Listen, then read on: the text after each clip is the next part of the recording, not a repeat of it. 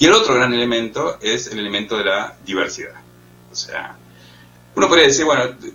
ponemos en lugar de desigualdad todas aquellas diferencias que tienen que ver con tener más y tener menos, ¿no? Y donde ese tener más y tener menos significa realmente oportunidades diferentes frente a la vida. La idea de diversidad tiene que ver con esta idea de simplemente somos distintos, y en ese distinto no hay un más y un menos, somos cualitativamente diferentes, digamos. Entonces, ahí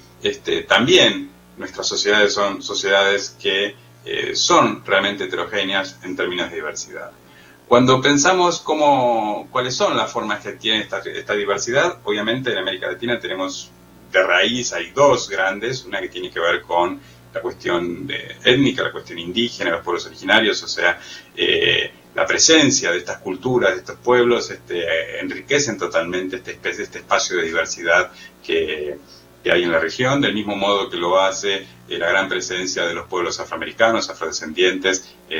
sobre todo en algunos países donde tienen mayor nivel de concentración. O sea, ahí tenemos dos hechos históricos: por un lado la presencia histórica de estas comunidades originales, y por otro lado todo lo que tiene que ver con los pueblos traídos de África en los tiempos del esclavismo. Ahí hay dos rasgos fundamentales de la diversidad en nuestra región, pero que no son los únicos. O sea, también me parece que cuando hablamos de diversidad tenemos que hablar de los procesos migratorios que fueron históricos y que se siguen dando, y que en este último tiempo se han acentuado en los tiempos de la globalización, en los tiempos en que la movilidad entre países, entre fronteras, es mucho más fácil, digamos, ¿no? Sumemos a esto la idea de,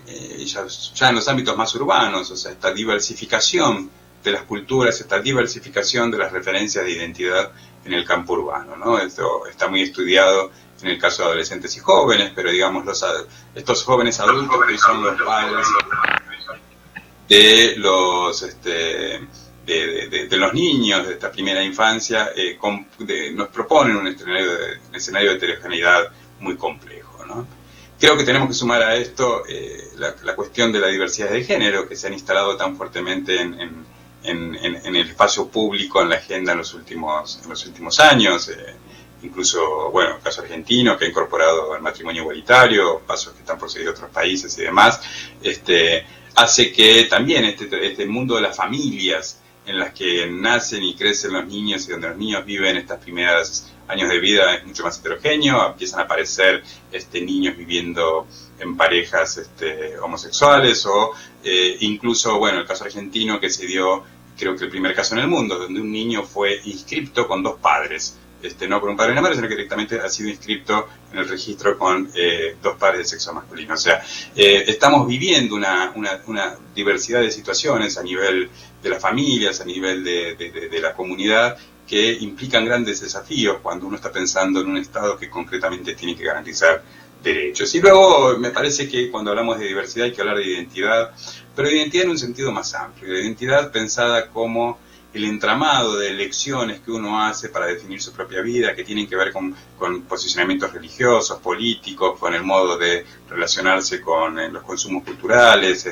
etcétera, donde nuestra identidad es precisamente la combinatoria de un conjunto de definiciones que se van dando en nuestra vida. Entonces, en ese sentido, somos extremadamente complejos, diversos, somos todos diferentes el uno al otro, lo que nos iguala precisamente esta idea de ser únicos, de ser diferentes, y entonces esto significa un gran desafío para pensar una política pública de garantía de derechos en un escenario tan heterogéneo. Y entonces esto me lleva un poco a lo que va a ser un primer cierre de esta presentación, simplemente para que después podamos seguir conversando, con implicancias a nivel más macro. O sea, cuando uno está pensando en la política de primera infancia, implicancias a nivel más macro, es cómo abordamos este tema de la desigualdad y de la diversidad, pero también implicancias micro, o sea, qué pasa en una institución concreta, en la relación que establece el docente con un padre y demás, si tratamos de tener en cuenta todos estos puntos que venía planteando como ejes estructurantes de la política, ¿no? A nivel macro me parece que cuando instalamos este tema de heterogeneidad y cuando entendemos que esta heterogeneidad es el resultado, por un lado, de la presencia de grandes desigualdades y por otro lado, de la presencia de las grandes diversidades,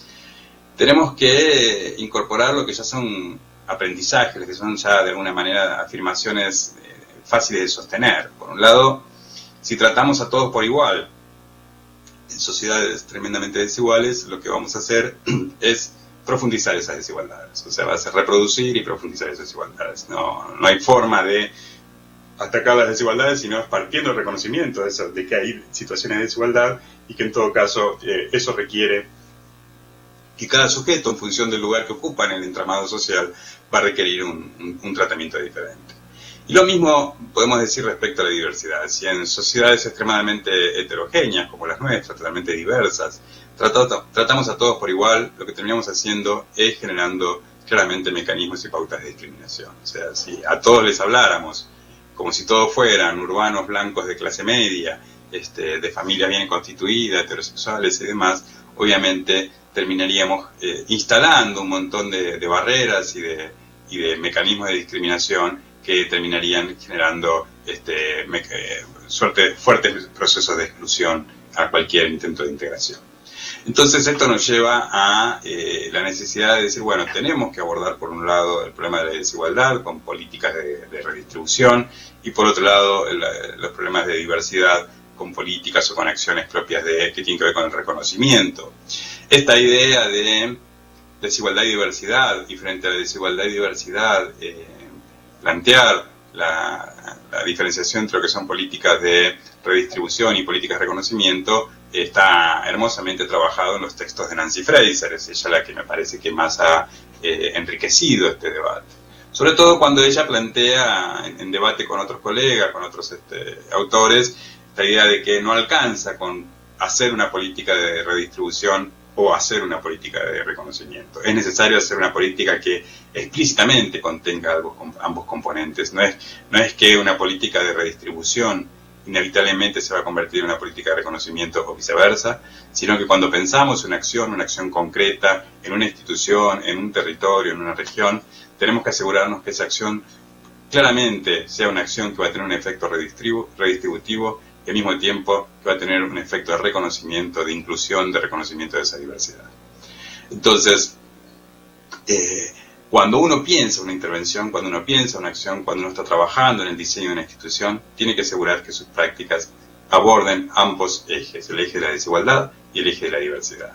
Cabe decir, y esto lo tendría que haber comentado antes, que no es lo mismo hablar de desigualdad que hablar de diversidad. La desigualdad, de alguna manera, es nociva cuando esta desigualdad es intolerable. Hay ciertas desigualdades que son tolerables, pero cuando las desigualdades como las que vivimos en América Latina son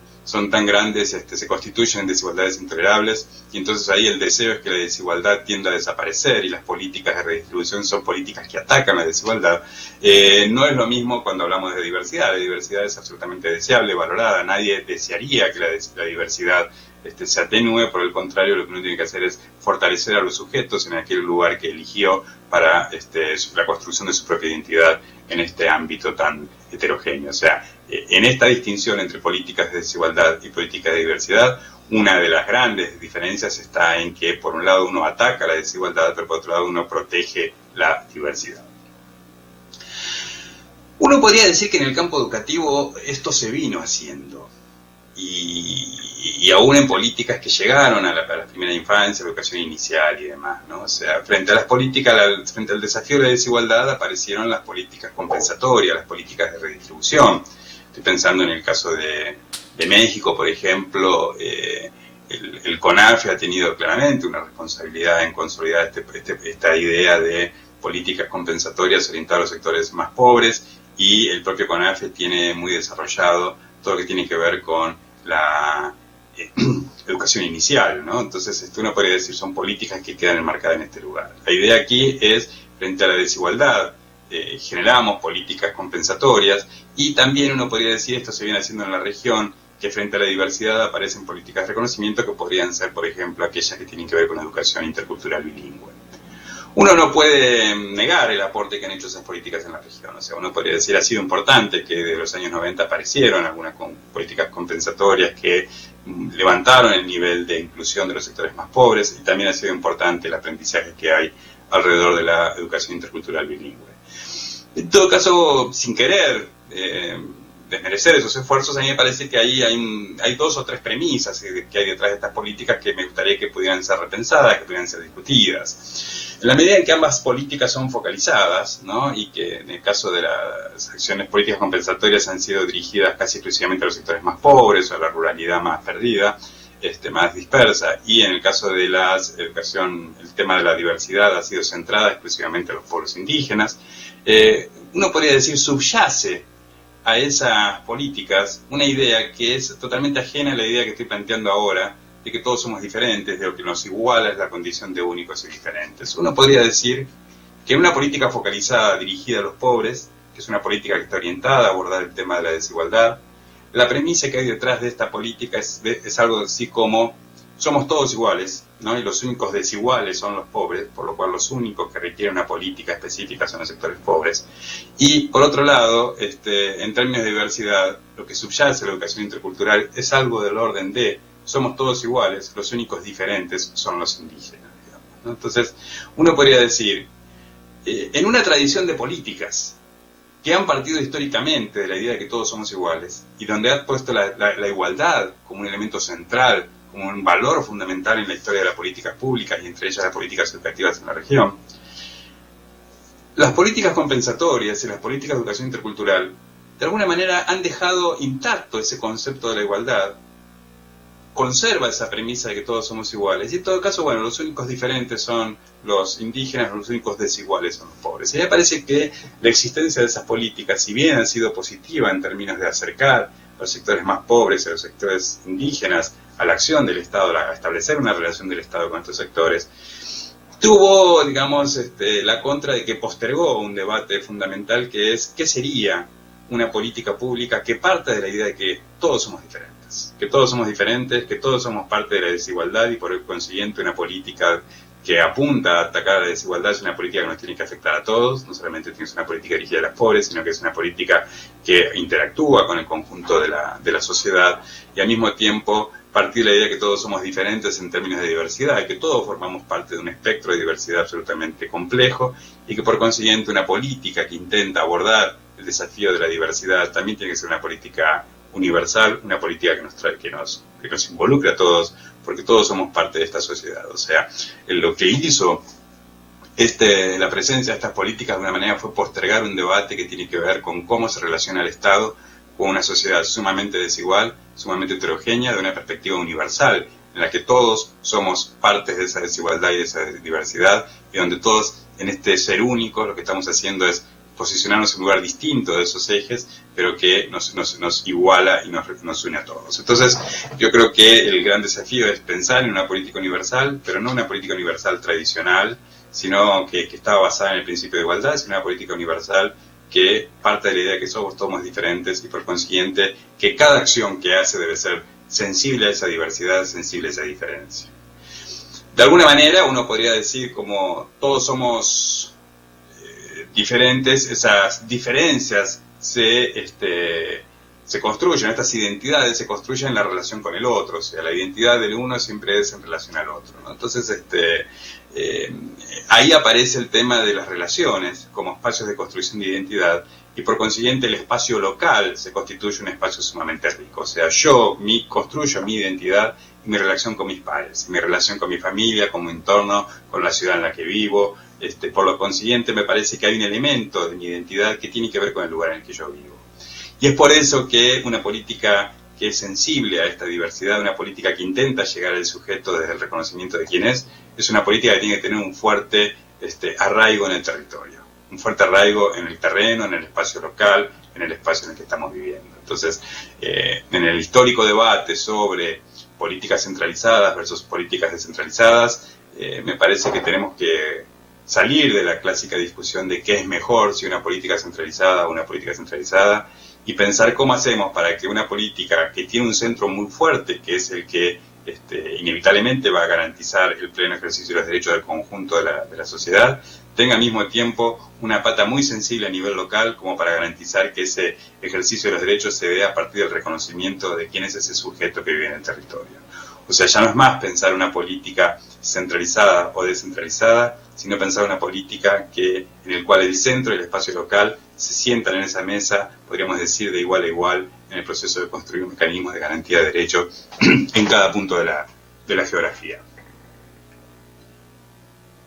Entonces, en este recorrido de pensar una política de infancia que parta de la perspectiva de derechos, que parta entonces de ese conjunto de premisas que yo planteaba como inevitables, como necesarias, que es poner al sujeto en el centro a partir del reconocimiento de quién es y demás, tiene esta implicancia macro de un nuevo tipo de universalismo, un universalismo sensible a las características del sujeto, y un universalismo que tiene una clara proyección en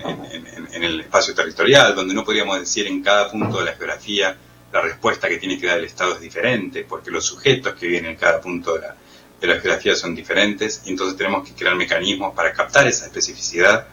También me parece que hay un elemento micro, como decía antes, que es ya no pensando en un Estado grande, un territorio gigante, como puede ser el caso de México, el caso de Brasil o todos los otros países de la región, cuando decimos, bueno, un Estado que tiene una responsabilidad frente a hasta 100 millones de habitantes o más, sino estamos pensando en una institución local, específica, ¿no? Y uno podría pensar qué implicancias tiene esto también cuando pensamos la relación entre un docente y su niño, en sus primeros años de vida, un docente y la familia de este niño. ¿Qué implicancias tiene en esta relación el haber asumido un compromiso con los derechos de estos niños? De hecho, diría, me parece que para poder entender esto un poco más, tendríamos que decir que esa relación que establece que establece el docente con el niño o con su familia, es una relación que podríamos desagregarla en 3 grandes dimensiones. A mí me parece útil pensarlo en ese sentido. En primer lado, hay una dimensión que es fundamentalmente una dimensión pedagógica, ¿no? O sea, estamos pensando en una institución educativa, una institución preescolar o un espacio, digamos, de aprendizaje para los niños, y hay una dimensión pedagógica. Esa dimensión pedagógica es una dimensión que sabemos que necesariamente tiene que ser una relación asimétrica. Hay una asimetría necesaria en todo vínculo pedagógico que tiene que ver con el rol fundamental, el lugar del docente y el reconocimiento que tiene que tener ese docente en tanto docente, ese educador en tanto educador. O sea, si no hay de parte del educando y si no hay de parte de la familia un reconocimiento del lugar que tiene ese educador y de la especificidad de la relación de aprendizaje no se va a dar. O sea, es más fácil pensarlo en un niño en la primaria o en la secundaria. Si el docente que tiene delante es un igual en ese sentido, en la relación pedagógica, el proceso de enseñanza-aprendizaje no se da. El proceso de aprendizaje parte de una asimetría pedagógica necesaria. Entonces, hay esta primera dimensión pedagógica que es necesario cuidar, que es necesario explicitar en qué consiste esa asimetría, dejar en claro por qué esa asimetría y cuál es el lugar del docente frente al niño y frente a la familia. Hay una segunda dimensión que se juega en esa relación, en ese diálogo que puede darse en la puerta de una institución, de una escuelita, entre el docente y los padres de una niñita o un niñito, que es la dimensión institucional. O sea, ese docente es un agente público que forma parte de un entramado de instituciones, un entramado institucionalizado que tiene como objetivo garantizar los derechos de ese niño, y por lo cual ese agente se para del lugar del garante de derecho, digamos, ¿no? Y por otro lado, el niño y su familia están del lado del sujeto de derecho, y esa relación también tiene que ser una relación absolutamente asimétrica. No es lo mismo ser sujeto de derecho que ser garante de derecho. El docente está del lado del garante de derecho y, como decía antes, frente a ese niño, en ese instante, en esa relación, el docente, no tanto en su lugar de docente, pero sí en su lugar de agente público, frente a ese niño, como ese frente a ese Estado, ese docente no tiene derechos, solo tiene obligaciones. Esa es una discusión compleja, pero me parece que es fundamental. El sujeto de derechos es el niño. Después podemos discutir el docente en tanto trabajador frente al Estado, pero en esa relación del docente, agente estatal frente al niño sujeto de derecho, las diferencias son muy claras y la simetría tiene que ser absoluta. O sea, ahí no pueden igualarse en ese diálogo, no pueden ponerse uno u otro indistintamente. Entonces, a nivel micro, haber optado por una relación, por una perspectiva de derechos, define claramente un aspecto de la relación entre el docente y la familia que tiene que ver con que el docente está parado del lado de la institución que garantiza el derecho de ese niño a través de esa familia. Y el tercer punto, cuando está el docente hablando con los padres, hay una dimensión humana. Hay una dimensión humana que me parece que es fundamental, y en esa dimensión humana considero que la simetría debe ser absoluta. O sea, son dos personas que están hablando, que se tienen que reconocer como personas, que se tienen que respetar como personas, que tienen que tener curiosidad el uno en el otro, que tienen que, de alguna manera, compenetrarse con quién es ese otro, reconocerlo en su identidad, en sus preferencias, valorizarlo como sujeto. O sea, hay una tercera dimensión, que es la dimensión humana, donde hay que rescatar un espacio de simetría. Un espacio en el cual los dos son sujetos que están dialogando y que en ese diálogo simétrico va a ser posible construir las condiciones para que este proceso de aprendizaje, de inclusión al mundo de este niño sea posible. ¿Cómo basar esas relaciones de reconocimiento en el otro? Creo que es un elemento fundamental, una pregunta fundamental. Entonces, insisto, haber optado por una perspectiva de derechos en la construcción de una institución que está orientada a garantizar estos derechos de la infancia implica que la relación de los agentes institucionales con la familia tenga estas tres grandes dimensiones: una dimensión pedagógica y una dimensión político-institucional, donde ahí es claro dejar de precisar cuáles son los elementos de asimetría, cuál es el rol de uno y cuál es el rol del otro, pero también hay dimensión humana, donde es fundamental que esa dimensión, ese diálogo se dé de igual a igual. La construcción de un espacio de aprendizaje, de un espacio de educación y demás, tiene que partir de una relación de reconocimiento mutuo en el cual el otro es un sujeto que merece ser respetado, que merece ser atendido y escuchado. Yo con esto iría terminando, pero quiero dejar un último comentario, que sería: